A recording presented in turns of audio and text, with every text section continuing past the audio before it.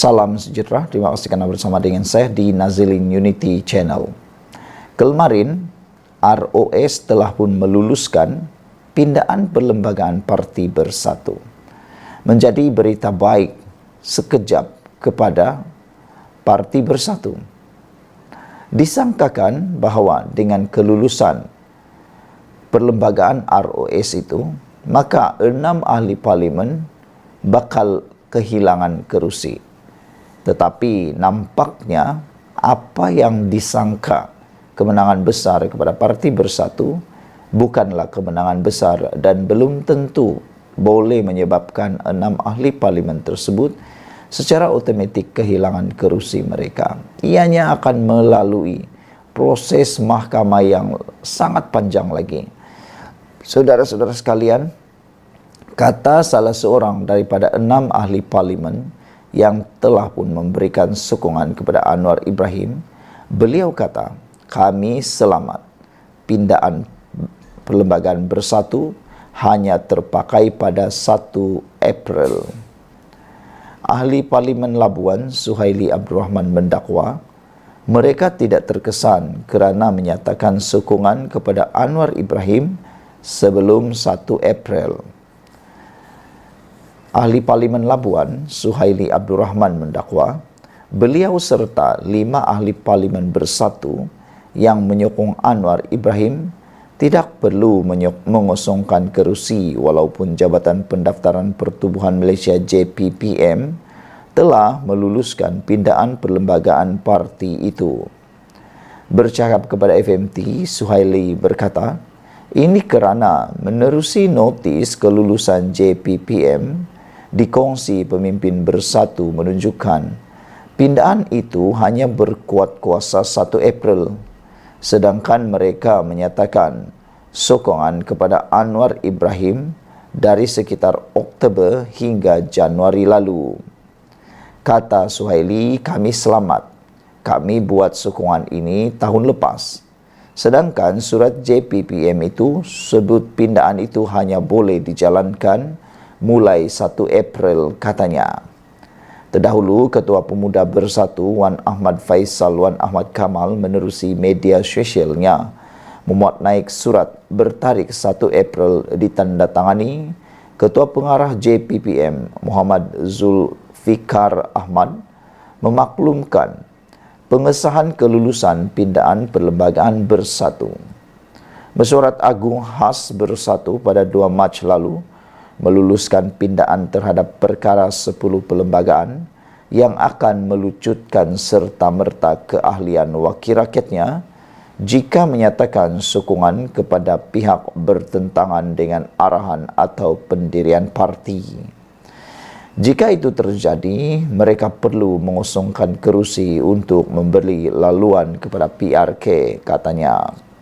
Selain Suhaili, turut menyatakan sokongan kepada Anwar adalah Zulkaperi Hanapi Tanjung Karang, Syed Abdul Hussein Hafiz Syed Abdul Fasal Bukit Gantang, Zahari Kecik Jeli, Muhammad Azizi Abu Naim Gua Musang dan Iskandar Zulkarnain Abdul Khalid Kuala Kangsar.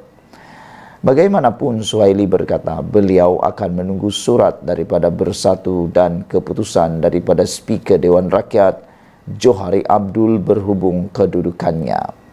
Kalau Bersatu ke mahkamah selepas Speaker buat keputusan, saya akan lawan. Saya akan lawan mereka, tak kisah sampai bila-bila pun, kata beliau. Sekarang ini saya tetap sokong Anwar Ibrahim, katanya lagi. Ini satu berita yang cukup membuatkan Muhyiddin terkeduh dan kurang selamat. Sekian dulu untuk kali ini. Jangan lupa tinggalkan komen anda, tekan butang subscribe. Kita jumpa lagi.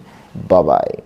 Salam sejahtera. Terima kasih kerana bersama dengan saya di Nazilin Unity Channel. Hari ini sekali lagi kita digemparkan dengan satu laporan berkait dengan Akmal Saleh.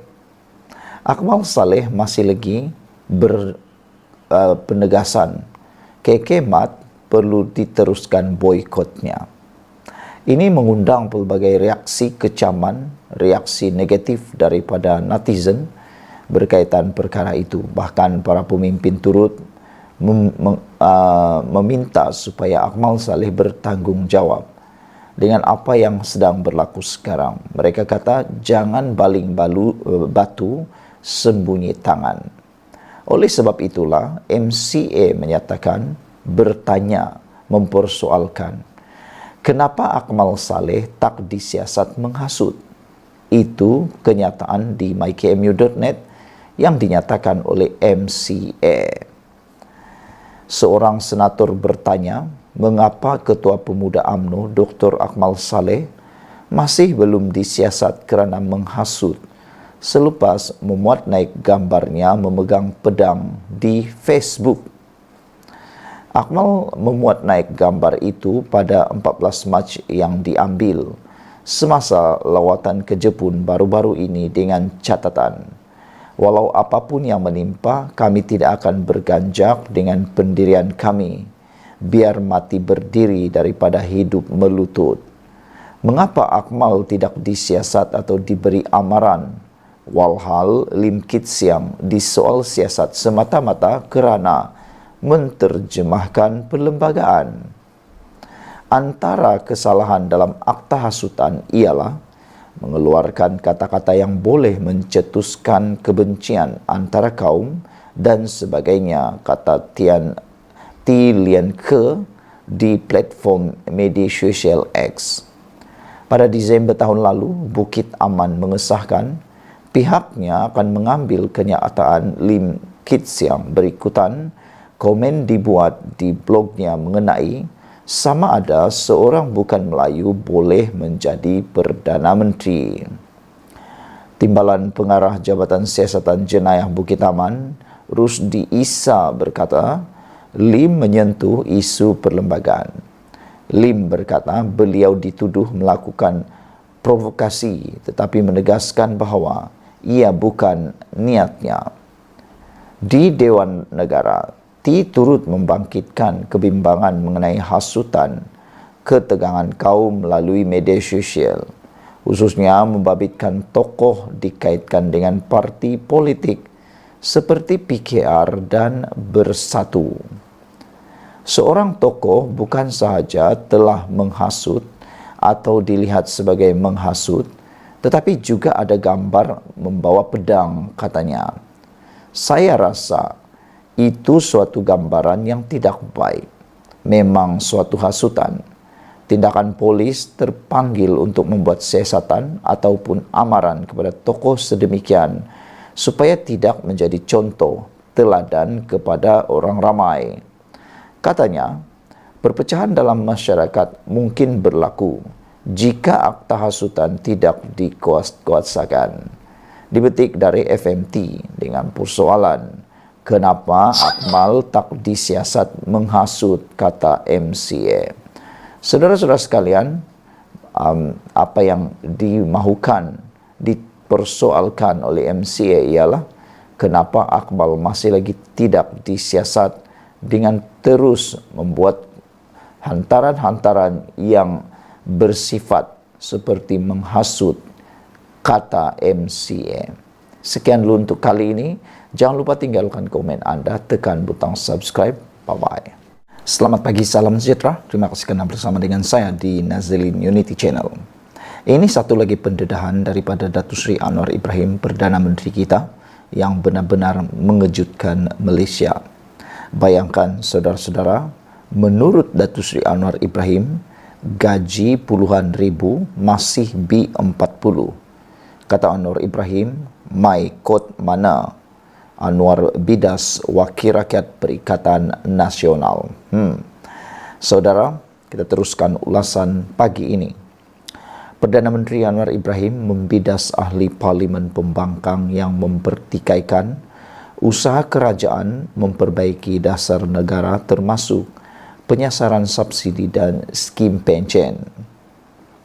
Bercakap pada perhimpunan bulanan warga Kementerian Kewangan, Anwar berkata beliau kecewa kerana usaha kerajaan itu dikaitkan dengan dakwaan ada ahli Parlimen Perikatan Nasional PN kini tergolong dalam kumpulan B40 kerana tidak mendapat peruntukan. Ada ahli parlimen pembangkang kata, kenapa nak perubahan? Bila kita buat penyasaran subsidi dan perubahan sistem pension, dia kata, pembangkang kata tak boleh kerana ahli parlimen ada yang B40. Cakap apa tu, kata Anwar Ibrahim, menyoal kepada ahli parlimen Perikatan Nasional maupun ahli berhormat Perikatan Nasional. Gaji RM10,000 dengan allowance masih B40, kata Anwar Ibrahim. Pembangkang ini cakap dari benua mana, kata Anwar yang juga Menteri Keuangan. Pada 5 Mac lalu di Dewan Rakyat, ahli parlimen Kuala Krai, Abdul Latif Abdul Rahman mendakwa ada wakil rakyat Perikatan Nasional tergolong dalam kumpulan B40 susulan tindakan kerajaan menafikan hak peruntukan wakil rakyat pembangkang. Katanya, situasi itu berlaku disebabkan mereka terpaksa berkongsi allowance diterima dengan rakyat yang memerlukan bantuan. Anwar berkata, walaupun kenyataan itu tidak benar sama sekali, namun ia masih diterima penyokong pihak lawan. Hal ini ada pengaruhnya kerana mereka ada kekuatan dan sikap wala', patuh dan setia kepada pemimpin. Cakap bohong bagaimanapun pengikut percaya, kata Anwar Ibrahim. Saudara-saudara sekalian, pendedahan daripada Datuk Seri Anwar Ibrahim ini ada kebenarannya yang amat tepat. Kerana semua YB seperti yang kita ketahui mempunyai gaji dan allowance yang cukup tinggi. Bagi seorang ahli parlimen, menurut Datuk Seri Anwar Ibrahim, gaji mereka puluhan ribu. Masih lagikah disebut sebagai B40? Saudara, Anwar Ibrahim kata, dari benua mana mereka kata ini? Katanya, dan lebih menarik lagi, ada para pengikut YB tersebut, para pengikut parti pembangkang tersebut tetap percaya. Mereka percaya dengan pembohongan bahawa mereka adalah B40. Dan Anwar Ibrahim membidas sikap tersebut. Saudara-saudara sekalian, yang menyebabkan mereka tidak dapat peruntukan itu bukanlah kerana Anwar Ibrahim, tetapi kerana sikap para pemimpin atasan mereka sendiri yang masih enggan dan keras kepala untuk meneruskan rundingan dengan kerajaan. Saudara-saudara sekalian, ini memang menjadi tugas seorang YB untuk berkongsi masalah dengan para penduduk dan bercakap tentang apabila mereka terpaksa memberikan uang mereka kepada rakyat yang memerlukan, itu memang tanggungjawab ahli parlimen. Jangan jadi ahli parlimen kalau takut untuk berkongsi uang anda dengan rakyat yang ada di luar sana. Saudara-saudara sekalian, apabila ini dinyatakan oleh Anwar Ibrahim, hal ini pengaruhnya kerana mereka ada kekuatan, kata beliau. Cakap bohong bagaimanapun, pengikut akan percaya. Sebenarnya, kenyataannya itu adalah tidak benar sama sekali, namun ia masih diterima pihak lawan, kata Anwar Ibrahim. Sekian untuk kali ini, jangan lupa tinggalkan komen anda, tekan butang subscribe. Bye-bye.